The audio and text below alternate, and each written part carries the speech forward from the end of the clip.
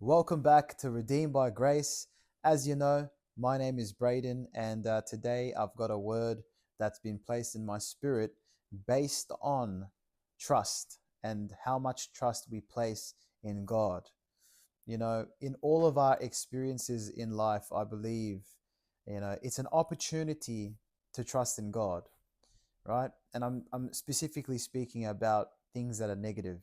When you get news about a loved one, you get news about anything that's negative that can truly change the course of your life or the direction that you had planned.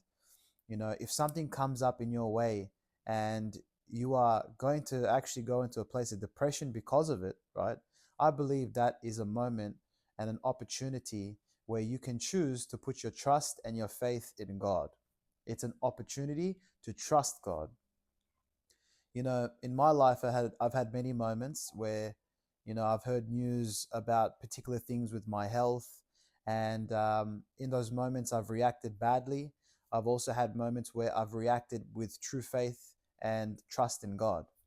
And I don't think you can ever always be perfect at this, but I do believe the more you start to trust God and the more you start to really allow yourself to fall into a place of knowing and having faith that whatever's happened is happening for you. It's not happening to you, but it's happening for you, right? I think when we are fearful and we're worrying, we generally are consumed by the fear of what this particular thing is. Now, I'll give you an example. When I had tinnitus come into my life, I see no way of getting out of it. All the doctors told me that this is something that you have to learn to live with. Sorry, mate, as bad as it is. You're reading online, people are taking their lives from it, and everything's just doom and gloom.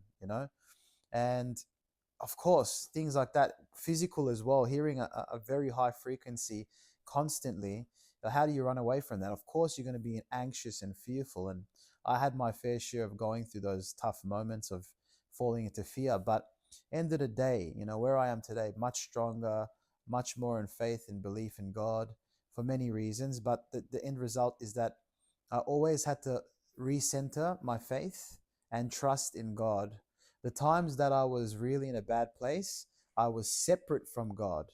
Separate in the sense my thoughts were going mad, thinking about all the things that can go wrong, especially that linking with a sound that's 24/7, I was not able to get away from, right?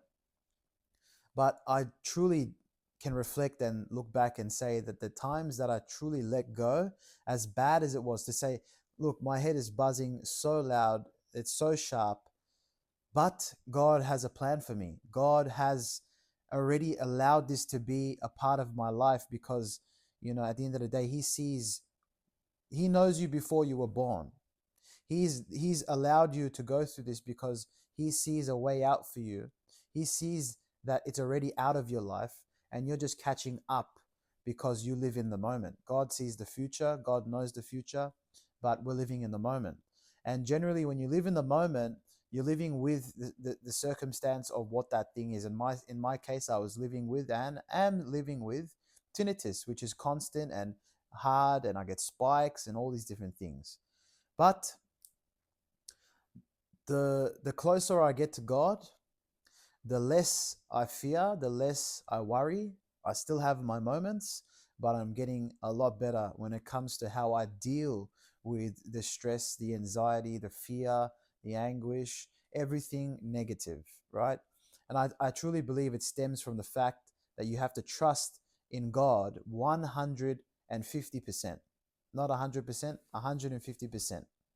And when you doubt and you have these moments of despair because of your symptoms being, or my symptoms that get bad, right? It's in those moments that I have to train my mind to not focus on the fear and focus on the sound and focus on the negativity. I focus on God and the truth and promises that are in the Bible. Okay, so I will show you something that truly is going to be of help if you read it and believe it, for as simple as it says there. So in Isaiah 41:10 it says, "Fear not, for I am with you.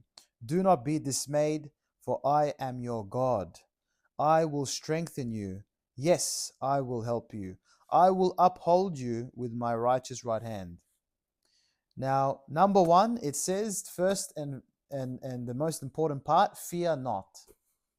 And it's one of those things that, of course, it says fear not, but we don't do that because we're so caught up in what it feels like, how it's affecting us, the way our body feels, the way our mind, is yelling at us, whatever it is. But if God says to not fear, if God says do not be dismayed, so don't be distressed, right? I am your God and I am with you. So I feel like, and I look back in my times of, struggle, that there was a lot of moments where I was really in a bad place, but I literally let go in those moments, and I trusted in God, and I said, look, God, this is that hard. I can't see a way out of this right now, but I know that you are with me. I trust in you.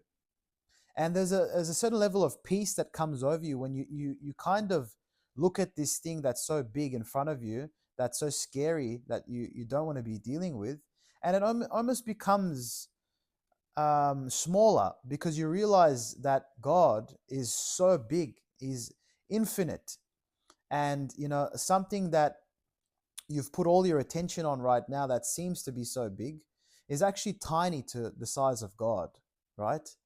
And it's in the moments that you're going through your toughest moment that you have to realize that God is bigger than your situation. So fear not, I am with you. God is with you. And he's basically telling you to not distress, not be stressed out. He is going to strengthen you, and he will be with you and help you, and he's going to uphold you with his mighty right hand, or his righteous right hand. you know so that's something I truly believe that you should say in these moments when you feel like things are getting really tough, and your symptoms are you know getting really really bad, whether it's physical or it's mental. There's so many different things we can go through in this life, but they're all opportunities to actually look at a circumstance and see and trust that God is going to take you through. Whenever things go wrong, it can always, take you down a bad path if you let it, because you're looking at that as a thing that's popped up in your life that's now going to change your life. It's going to do this to me. I'm going to have this surgery. I'm going to have, take time off work, and you're going down negativity, which is normal, and I understand. But there has to come a point where you stop that from going any lower. And in my experience, it's God that I turned to that gave me the most relief, even if that situation didn't change in the moment. Because often in my life, when I've prayed over the thing that I'm going through to change, you know, believe it or not, not all the times did it actually change in the moment. But there was a realization that God was with me in the moment that I was going through, that I wanted to stop so bad. But the peace that I got in the moment was more so realizing that I have my God with me through this. And when you wake up in the morning and the hour had passed, you realize to yourself that that time was a time that God was with me. And that's what I truly had come to learn with all these different moments when, ultimately you hope for God to save you from a circumstance, but he actually just lets you know that I'm with you through the circumstance. Now, another verse that I used to read every single day back in 2020, 2021 time, it was an important verse for me. It was a verse that I truly believed in and had given me so much peace because of all the reoccurring things that were happening in my life. Didn't make sense. I was early in my faith as well as a born again. So I was more in fear and anxiety than I would be today because I was early in my journey. It's Romans 8:18. Therefore, sorry, for I consider that the sufferings of this present time are not worthy to be compared with the glory which shall be revealed in us. And this was, really a powerful verse that helped me to realize that all these undesirable things that are happening, that I am starting to believe is my life, that my life, I don't see anything from this moment forward getting better. Things are just happening so much in my life that I'm losing it, right? But it gave me peace. God placed that in my spirit to know that whatever it is that you're going through right now that seems like it's not ending, right? It is there for you to go through. I am calling you to go through, to become stronger, to let go of your old ways, to allow the transformation to begin in you, which is doing something that only I can do in you, so that when you are ready, when that you are refined, you are a new creation called by me. You will be able to see that what I have you in now is so much greater and beyond what you could have imagined, that this time that you struggled will look like something you can't even remember. So, as it says, for I consider that the sufferings of this present time, it's basically saying right now in your life, where it's so difficult for you, right? This present time, um, it's not worthy. It's not worthy. What a strong word.